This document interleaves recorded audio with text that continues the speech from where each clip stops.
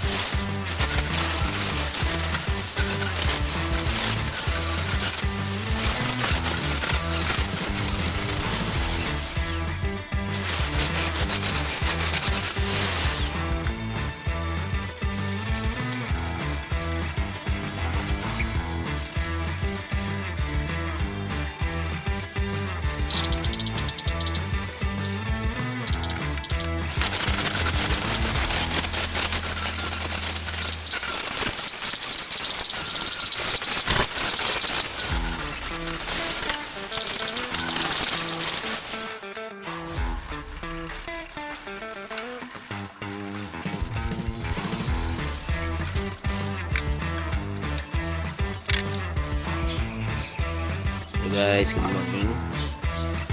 So mix tayo ngayon ng pintura. So ito ay signal orange. So ito yung hardener niya. Ay, hindi ako naka-video sa pag-mix ko ng primer. Pero same lang siya sa mixing sa final coating na ko na mao ang orange. Kaya kung buksan mo na siya ang kanang can, okay, so 3/4 lang na siya, then may hardener na 1/4, so itotal maadyo mo na siya, mahimo na siyang 1 liter. So i-mix diretso na siya mix, and after that mao na siya dayon ang pang-apply sa first coating na mao ang primer.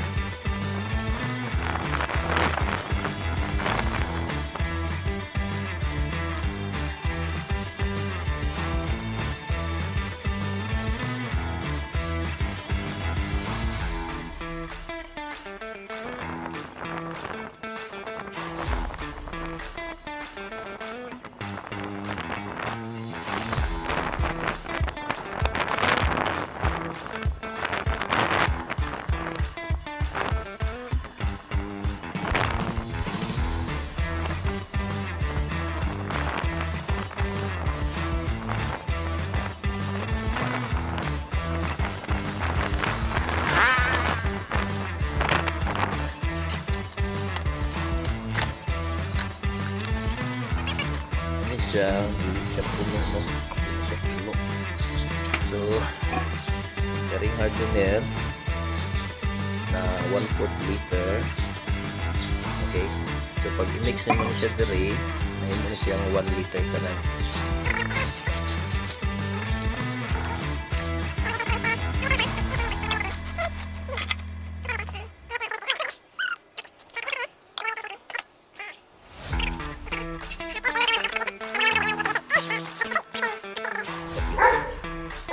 Yan. So ito mix natin dito, okay, tapos mix natin siya na mix natin ko 8 stick.